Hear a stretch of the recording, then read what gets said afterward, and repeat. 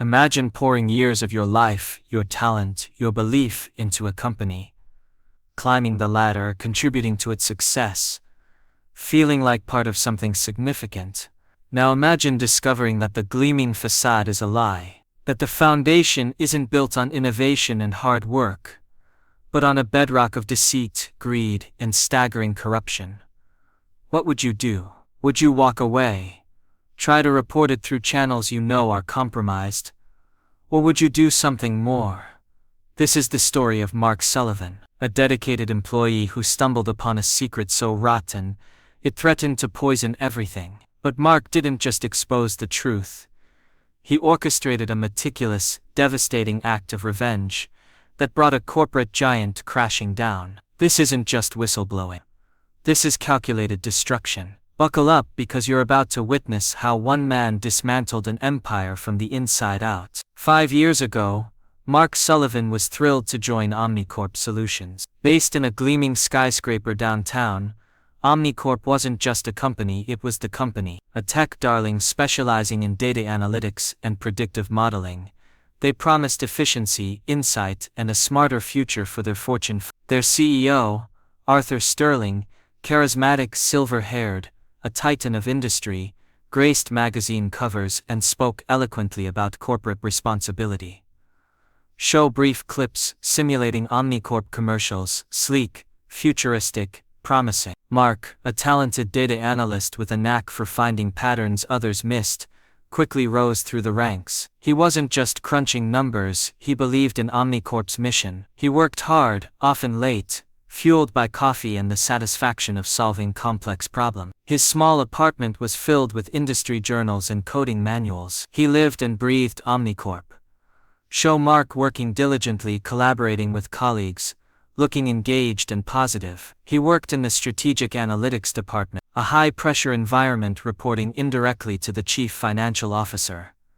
Eleanor Vance, a woman known for her sharp intellect and even sharper demeanor, and occasionally presenting findings relevant to operations. Overseen by David Ch, the notoriously efficient and tight-lipped head of operations. Mark respected them, even if Vance intimidated him slightly and Chen seemed perpetually preoccupied. Sterling, the CEO, was a distant, almost mythical figure. Occasionally sweeping through the office, bestowing brief nods of approval. The first thread unraveled on a Tuesday night. Mark was performing a deep dive audit on Project Chimera, a highly lucrative predictive algorithm for a major financial client. It was routine work, cross-referencing data streams, ensuring integrity. But something was off, a discrepancy, a tiny, almost imperceptible mismatch between raw input data and the final processed output presented to the client. At first, he dismissed it, a glitch, a data entry error. Human mistakes happened, but Mark was meticulous. He reran the verification protocols. The discrepancy remained. He dug deeper, pulling archived logs, cross-referencing access times. This wasn't a simple error. The data hadn't been corrupted, it had been manipulated, deliberately, subtly altered to present a rosier, more effective picture than reality. He felt a cold knot form in his stomach. This wasn't just fudging numbers.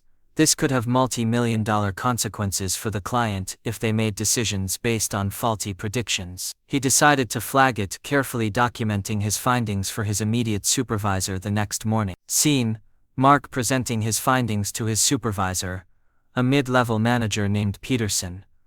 Mark, voiceover, recalling the moment, I laid it all out. The logs, the timestamps, the mismatched datasets. Peterson just stared at it. He looked pale. Then he told me to drop it. Show Peterson looking nervous, avoiding eye contact. Peterson, simulated dialogue. Mark, look, these systems are complex. Maybe you missed something. Let's just focus on the quarterly reports for now. Rerun your initial analysis.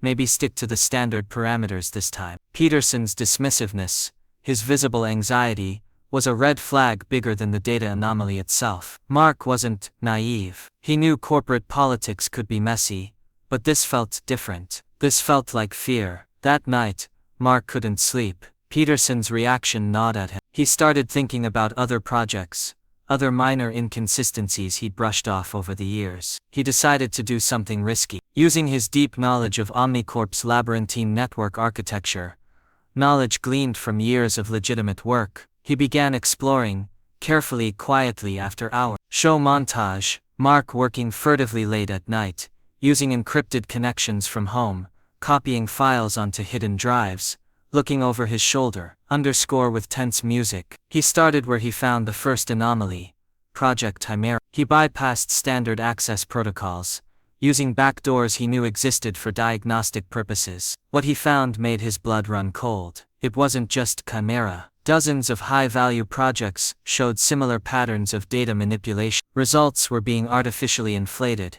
risks downplayed, success rates exaggerated. OmniCorp wasn't just selling analysis, they were selling fiction, beautifully packaged lies backed by seemingly impenetrable data.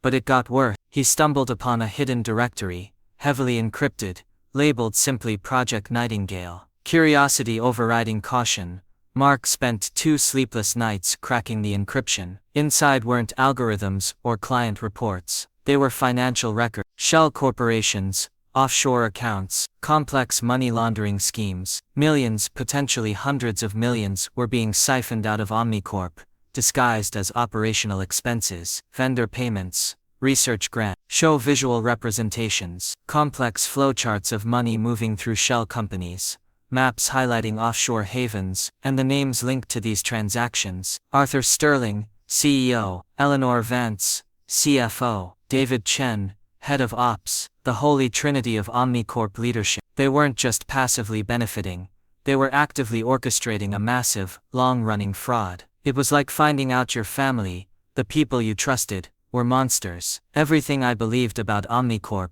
everything I'd worked for, it was all a lie, built on theft and deceit. They weren't just cheating clients, they were gutting the company itself, enriching themselves while preaching corporate virtue. Mark felt a surge of conflicting emotions. Fear, definitely. These were powerful people. They wouldn't hesitate to crush anyone who threatened their empire. But beneath the fear was a growing, burning anger. Betrayal curdled into a desire for justice. No, not just justice, reckoning.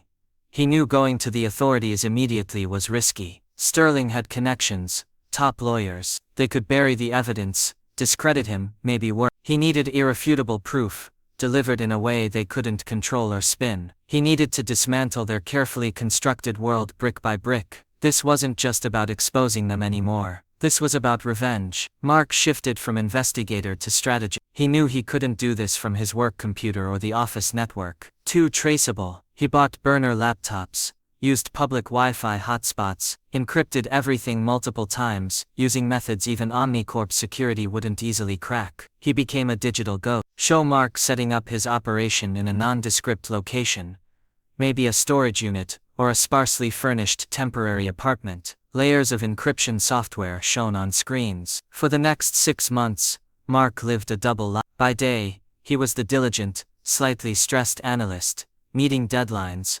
avoiding Peterson's gaze, careful not to raise suspicion. By night, he was a meticulous saboteur, mapping out OmniCorp's dirty secrets. He didn't just copy files, he curated them. He organized the financial fraud evidence, transaction logs, forged invoices, offshore account details, into a devastating package for financial regulators like the SEC. He compiled the data manipulation evidence, the altered algorithms, internal communications admitting the deception, lists of affected clients, for industry watchdogs, and crucially for the press. He discovered yet another layer of corruption. OmniCorp was secretly harvesting and selling anonymized, aggregated user data from its clients' customers, something explicitly forbidden in their contracts and privacy policies. This wasn't just unethical, it was illegal on a massive scale. This package was destined for consumer protection agencies and data privacy activists. But simply leaking wasn't enough for Mark's plan. He wanted maximum impact. He wanted chaos. He wanted Sterling, Vance, and Chen to watch their empire crumble in real time, unable to stop. He needed to synchronize the revelations. He identified key vulnerabilities in OmniCorp's internal systems, not to steal more data, but to control the timing of the fallout. He discovered that a major software update for their core analytics platform was scheduled in 3 months. An update personally overseen by David Chen to integrate new efficiency protocols, likely more ways to hide their tracks. Mark saw his opening. He subtly embedded fragments of code, hidden within seemingly innocuous patches he submitted as part of his regular work. Tiny logic bombs, set to trigger not destructive malware but true. On the day of the big update deployment, his code wouldn't crash the system, but it would do 2 things simultaneously.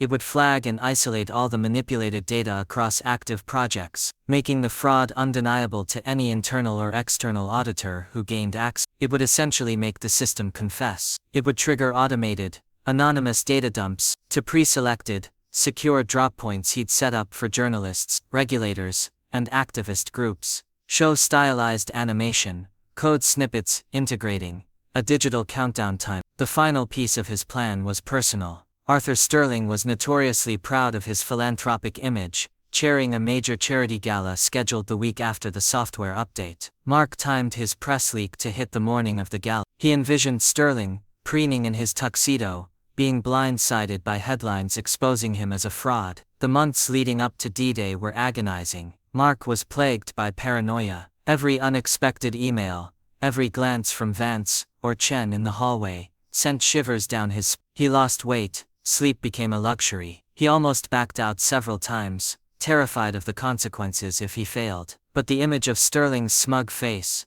the memory of Vance's cold dismissal, the knowledge of the sheer scale of their betrayal, fueled his resolve. Mark, there were days I thought I was going crazy, seeing shadows, convinced they were watching me, but then I'd review the evidence again. The arrogance of it all. They thought they were untouchable. I had to prove them wrong, not just for me but for everyone they'd cheated. The day of the software update arrived. OmniCorp headquarters buzzed with a nervous energy, common before any major system overhaul. David Chen oversaw the deployment from the central command center, confident in his team's work, unaware of the Trojan horse hidden within. Eleanor Vance reviewed preliminary positive projections for the next quarter, based on the same falsified data Mark was about to expose. Arthur Sterling was preparing for a keynote speech at an industry conference, ready to extol OmniCorp's virtue. Mark watched from his workstation, his heart pounding. He had already resigned electronically that morning, effective immediately, his message buried in the HR inbox flood. He monitored the deployment progress through back channels. 10:00 a.m., Chen gave the final go-ahead. The update began rolling out across OmniCorp's global network. Show split screen, Chen confidently monitoring screens, Vance signing documents, Sterling practicing his speech, Mark watching intently. For the first hour, everything seemed normal. Then chaos erupted. Show screens in Chen's command center flashing red alerts. Alarms start sounding softly, then grow louder. Show panicked technicians. Mark's embedded code activated. Across the network, project dashboards began displaying glaring warnings. Data integrity compromised. Reports started showing the real numbers alongside the fraudulent ones. Internal audit flags went critical. Chen's confident expression turned to disbelief, then panic. He couldn't shut it down. The flags were embedded in the core logic. The system wasn't broken. It was telling the truth. Simultaneously, halfway across the world, secure servers received massive, encrypted data dumps. Journalists specializing in financial crime and tech ethics received anonymous emails, with decryption keys and a simple message, the OmniCorp truth. Regulators at the SEC found detailed dossiers appearing through their secure whistleblower portals. Data privacy advocates received proof of illegal data harvesting. Show rapid cuts. Newsroom receiving the leak. SEC officials looking stunned. Online forums buzzed. The first news alerts hit around lunchtime. SEC launches investigation into OmniCorp following massive data leak. Then, OmniCorp accused of widespread client fraud. Then, data privacy scandal engulfs tech giant OmniCorp. Shows Sterling at his conference, his phone buzzing incessantly. An aide whispers frantically in his ear. Sterling's face drains of color. Arthur Sterling was mid-speech when the news broke. His confident facade crumbled live on camera as reporters started shouting questions about fraud and data breaches. He stumbled off stage, bombarded by flashing cameras, his carefully crafted world imploding. Show Vance in her office, staring in horror at her computer screen as stock tickers plummet. Zhou Chen frantically trying to regain control, barking orders realizing its few. Back at OmniCorp HQ, panic turned to pandemonium. The stock price cratered in minutes. Clients started calling, demanding answers, threatening lawsuits. The internal network became a mirror reflecting their own corruption, inescapable and undeniable. Eleanor Vance, the Ice Queen, was seen visibly shaking. David Chen, the stoic operator, looked utterly broken. Mark wasn't there to see it firsthand. By the time the first news alert hit, he was already gone. He'd wiped his tracks, destroyed his burner equipment, and boarded a train heading to an anonymous town, hundreds of miles away. He watched the initial fallout on a cheap tablet in a quiet corner of the train's cafe car, a grim sense of satisfaction washing over him. Show Mark on the train, watching the news unfold on his tablet. A small, complex smile plays on his lips. The days and weeks that followed were a corporate bloodbath. OmniCorp, once a titan, was crippled overnight. Investigations. Federal investigators swarmed the headquarters, seizing servers and records. The evidence Mark provided was airtight.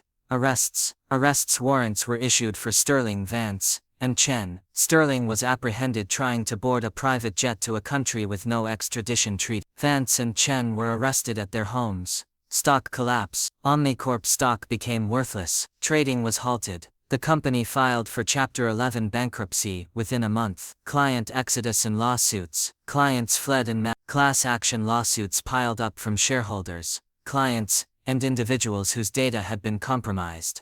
Layoffs. Thousands of innocent employees lost their jobs as the company disintegrated. This was the unavoidable, tragic collateral damage Mark had wrestled with. The human cost of tearing down the rotten structure. The gala. Sterling's charity gala was cancelled, his name becoming synonymous with corporate greed and disgrace. Show images. Empty OmniCorp building. Headlines about arrests and bankruptcy. Brief shots of laid-off employees looking distraught. Mark watched it all unfold from afar. Living under a new name in a quiet town, he felt no joy, only a heavy sense of finality. He had achieved his goal. He had brought the corrupt empire crashing down. The architects of the fraud were facing justice. But the cost was high, for the company, for its employees, and for Mark himself, who could never truly go back to his old life.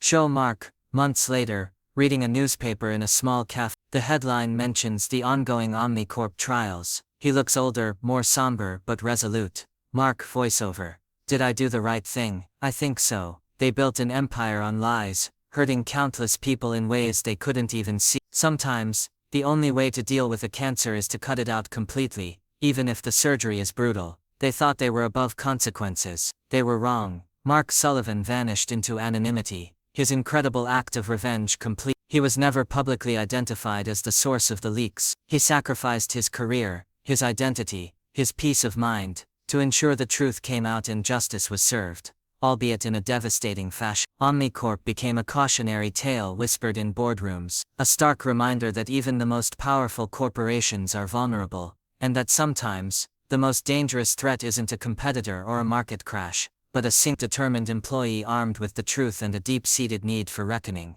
Voice shifts to direct address for YouTube outro. What do you think? Was Mark a hero, a vigilante? Was his revenge justified, or did it go too far? Let us know your thoughts in the comments below. If you found this story captivating, please hit that like button, subscribe for more incredible true stories and compelling narratives, and share this video with someone who needs to see it. Sometimes, the biggest takedowns start with the smallest spark of defiance. Thanks for watching.